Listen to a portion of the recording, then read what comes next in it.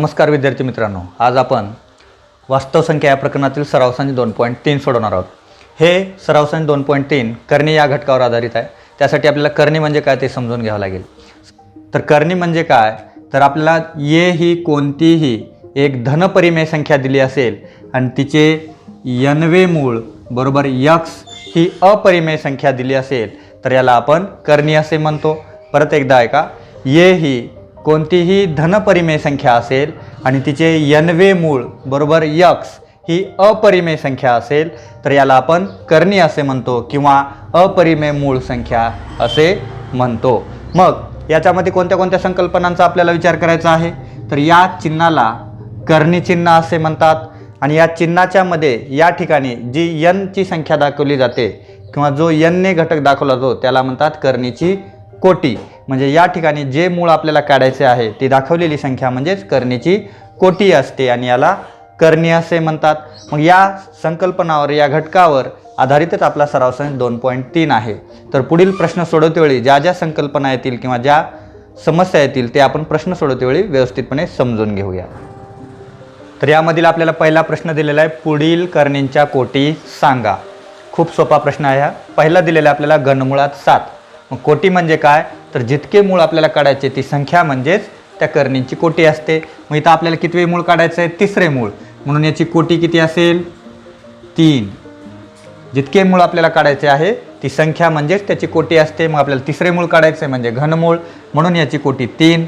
तर त्याचप्रमाणे दुसरं दिलेलं आहे आपल्याला 5 वर्गमुळात 12 दिलेला आहे, म्हणजेच याची कोटी किती असेल 2, कारण आपल्याला वर्गमूळ काढायचं आहे म्हणजे दुसरे मूळ काढायचं आहे म्हणून कोटी 2 असेल। त्यानंतर तिसरं दिलेलं आपल्याला चौथ्या मुळात 10, म्हणून याची कोटी असेल 4।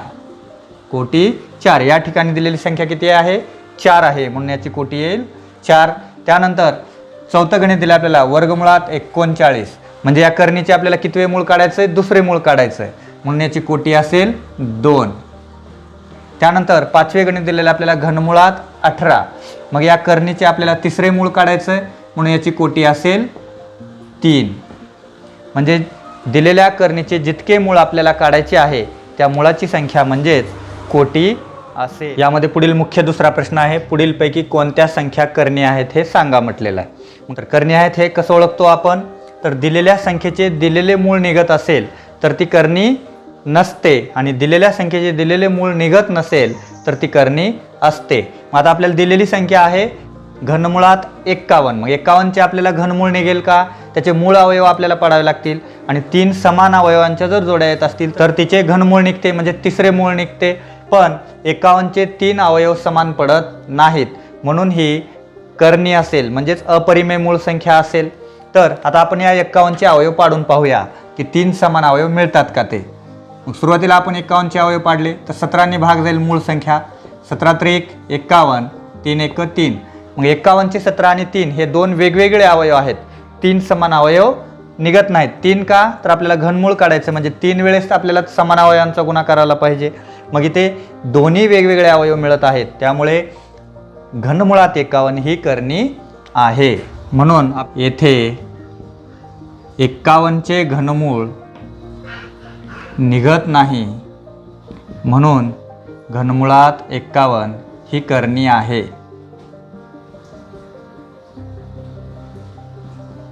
त्यानंतर आपल्याला यामध्ये पुढील दुसरा उपप्रश्न दिलेला आपल्याला चौथ्या मुळात 16, म्हणजे 16चे आपल्याला चौथे मूळ काढायचं आहे। आपल्याला 16चे आधी मूळ अवयव पाडून घ्यावे लागतील। पाडूया आपण। 16ला 2 ने भाग जाईल म्हणून 2 16, त्यानंतर परत 2 ने 8ला भाग जाईल 2 चौक 8, त्यानंतर परत 2 ने 4ला भाग जाईल 2 4, 2ला परत 2 ने भाग जाईल 1 म्हणजे इथे 4 संख्या आलेल्या आहेत म्हणजे 4 मूळ अवयव पडलेले आहेत म्हणून आपल्याला 16चे चौथे मूळ काय मिळेल 2 हे मिळेल। म्हणून आपण इथे लिहू शकतो, म्हणून चौथ्या मुळात 16 बरोबर 2, म्हणून ही करणी नाही। कारण दिलेल्या संख्येचे दिलेले मूळ जर निघत असेल तर त्याला आपण परिमेय संख्या म्हणतो आणि दिलेल्या संख्येचे दिलेले मूळ निघत नसेल तर तिला आपण करणी म्हणतो। मग आता इथं दिलेले आपल्याला 16चे चौथे मूळ काढायचं आहे, मग 16चे चौथे मूळ 2 निघत आहे म्हणून ही करणी नाही आणि चौथे मूळ जर निघत नसते तर ही करणी असू शकली असते। यामध्ये पुढील तिसरे गणित दिलेले आपल्याला 5व्या मुळात 81, म्हणजे आपल्याला 81चे 5 समान मूळ अवयवात विभाजन करावं लागेल. 81चे जर 5 समान मूळ अवयव मिळत असतील तर ही कर्णी संख्या असणार नाही, आणि जर मिळत नसतील तर ही कर्णी संख्या असेल. मग आता आपल्याला पाहायचं ही कर्णी आहे का नाही, म्हणून 81चे आपण अवयव पाडूया. 81ला 3 ने भाग जाईल, 3 दोन्ही 6, 2 उरले 21 होतील, 3 7 21, परत 3 ने जाईल, 3 9 27, परत 3 ने जाईल, 3 3 9, परत 3 ने जाईल, 3 1 3. मग इथं आपल्याला 4 समान अवयव मिळालेले आहेत आणि आपल्याला काढायचं आहे 5वे मूळ, म्हणजे 81चे 5वे मूळ निघत नाही, म्हणून ही कर्णी आहे. म्हणून लिहायचं आपण काय लिहायचं, 5व्या मुळात 81 ही कर्णी आहे, कारण हिचे 5वे मूळ निघत नाही, कारण याचे 4 समान अवयवामध्ये विभाजन होत आहे, 5 अवयवामध्ये होत नाही. यामध्ये पुढील चौथा उपप्रश्न दिलेला आपल्याला वर्गमुळात 256. 256चे आपल्याला वर्गमूळ मिळते, 16चा वर्ग आहे 256, म्हणून ही कर्णी असणार नाही. तरी आपण अवयव पाडून बघूया. डायरेक्ट 16ने आपल्याला माहित आहे म्हणून 16ने भाग घालू शकतो आपण. 256ला आपल्याला 16ने भाग घालायचा आहे, 16 1 16, किती उरले, 25मधून 16 गेले तर 9 उरतील. त्यानंतर 16 सक्की 96, परत 16ने 16 1 16, म्हणजे याचे 2 समान अवयवामध्ये विभाजन झालेले आहे आणि आपल्याला वर्गमूळच दिलेले आहे. म्हणून काय लिहिता येईल, वर्गमुळात 256 बरोबर 16, म्हणून ही कर्णी नाही. म्हणजे ज्या कर्निस्थ संख्येचे दिलेले मूळ निघते ती कर्णी असत नाही, आणि ज्या दिलेल्या कर्निस्थ संख्येचे दिलेले मूळ निघत नाही तिला आपण कर्णी असे म्हणतो. यामध्ये पुढील 5वा प्रश्न दिलेला आपल्याला घनमुळात 64. मग येथे सुद्धा 64चे घनमूळ निघते, 4चा घन 64 आहे, म्हणजे 64चे घनमूळ 4 येईल, म्हणून ही सुद्धा कर्णी असणार नाही. तरी आपण अवयव पाडून पाहूया.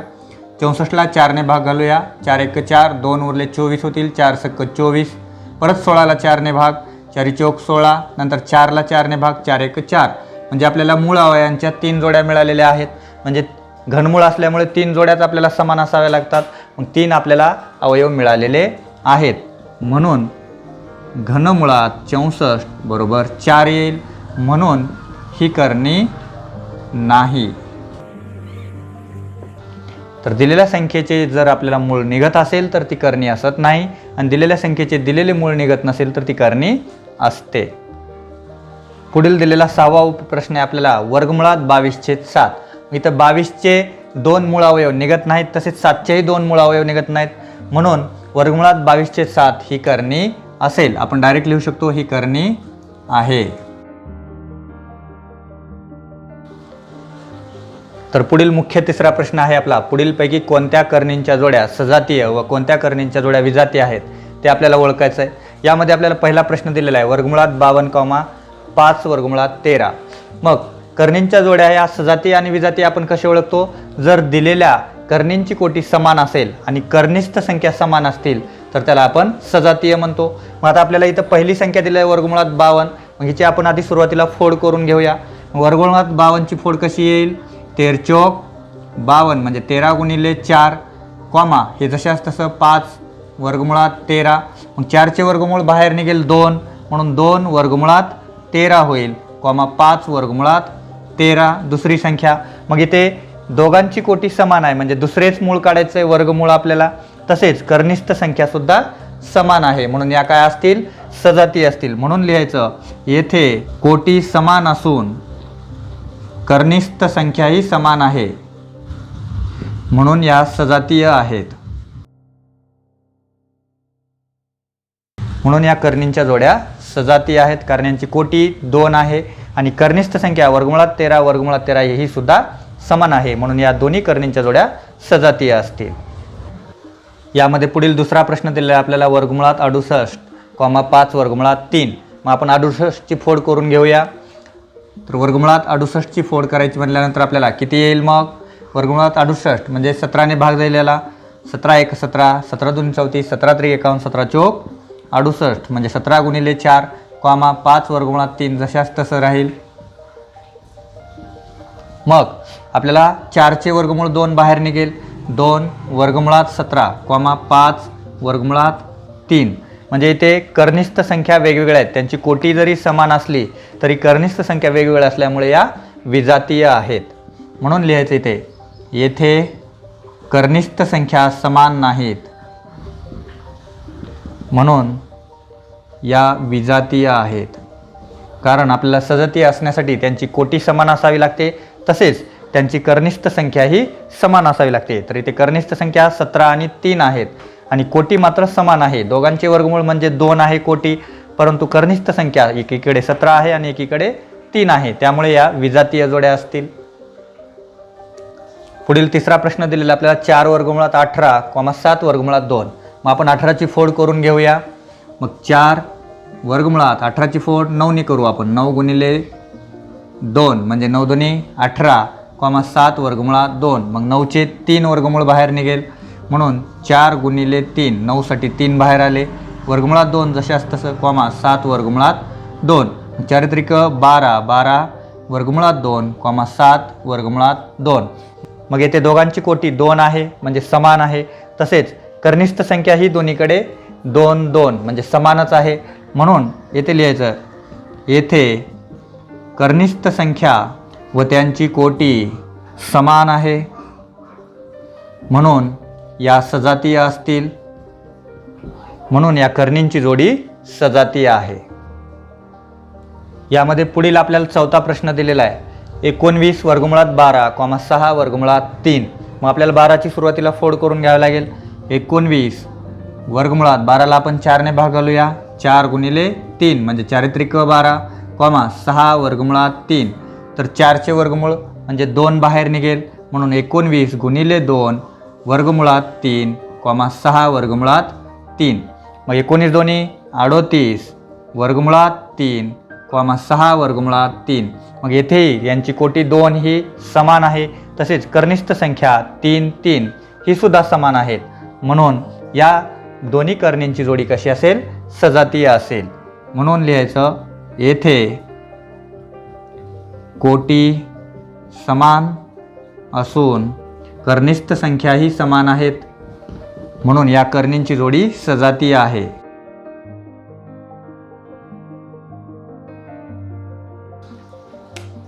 या दोन्ही कर्णींची कोटी 2, 2 म्हणजे वर्गमूळ असल्यामुळे यांची कोटी 2 होईल, तसेच कर्निष्ठ संख्या 3, 3 समान आहे, म्हणून या दोन्ही कर्णींची जोडी सजातीय असेल. पुढील 5वा उपप्रश्न आपल्याला दिलेला आहे. 5 वर्गमुळात 22, 7 वर्गमुळात 33. मग आपण इथे 22ची फोड केली तर त्याचे अवयव येतील 11 दोन्ही 22 म्हणजे 11,2 येतील, आणि इथे 11 त्रिक 33 म्हणजे 11 आणि 3 येतील. पण या 11 आणि 22 मधून सुद्धा एकही संख्या बाहेर निघणार नाही, किंवा 11 त्रिक 33, 11 आणि 3 मधून सुद्धा एकही संख्या बाहेर निघणार नाही. म्हणजे यांची कर्निष्ठ संख्या 22 आणि 33 याच असतील, आणि त्यांची कोटी मात्र समान आहे 2, परंतु कर्निष्ठ संख्या समान नाहीत, म्हणून या दोन्ही कर्णींची जोडी विजातीय असेल. म्हणून लिहायचं इथे, येथे कोटी समान असून कर्निष्ठ संख्या भिन्न आहेत, म्हणून या कर्णींची जोडी विजातीय आहे.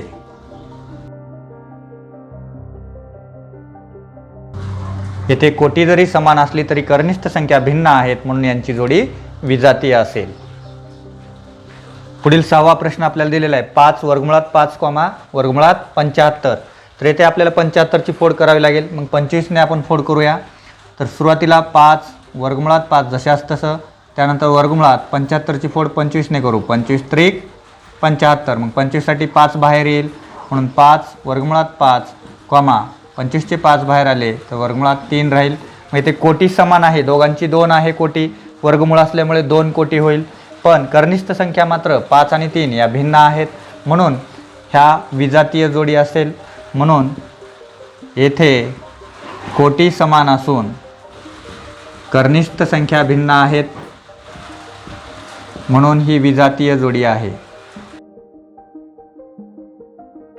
यांचे वर्गमूळ आपल्याला काढायचं आहे, म्हणजे यांची कोटी 2 आहे व त्यांच्या कर्निष्ठ संख्या 5 व 3 या भिन्न आहेत, म्हणून ही विजातीय जोडी असेल. यामध्ये आपल्याला पुढील मुख्य 4था प्रश्न दिलेला आहे. खालील कर्णींना सोपे रूप द्या. मग आपल्याला त्यामध्ये पहिला प्रश्न दिलेला आहे वर्गमुळात 27. मग वर्गमुळात 27ला आपल्याला सोपे रूप देण्यासाठी त्याला फोड करावे लागेल. बरोबर, वर्गमुळात 27ची फोड म्हणजे 9ने भाग जाईल याला, म्हणून आपण वर्गमुळात 9 गुणिले 3 घेऊ. 9 त्रिक 27. मग 9चे वर्गमूळ 3 बाहेर येईल, म्हणून 3 वर्गमुळात 3. 3साठी काही किंमत बाहेर येणार नाही, म्हणून 3 वर्गमुळात 3 हे वर्गमुळात 27चे सोपे रूप असेल. त्यानंतर आपल्याला पुढील दुसरा प्रश्न दिलेला आहे वर्गमुळात 50. 50ची आपण फोड करूया. 25 गुणिले 2 म्हणून वर्गमुळात 25 गुणिले 2 बरोबर 25साठी 5 बाहेर येईल, म्हणून 5 वर्गमुळात 2 हे वर्गमुळात 50चे सोपे रूप असेल. त्यानंतर तिसरा प्रश्न आपल्याला दिलेला आहे वर्गमुळात 250. वर्गमुळात 250ची फोड आपण 25ने भाग घालून करूया, म्हणून 25 गुणिले 10 म्हणजे 25 10 250. तर 25साठी 5 बाहेर येईल, म्हणून 5 वर्गमुळात 10 हे वर्गमुळात 250चे सोपे रूप असेल. त्यानंतर चौथा प्रश्न दिलेला आपल्याला वर्गमुळात 112. 112ला आपण कितीने भाग घालायचा त्यासाठी आपण अवयव पाडूया.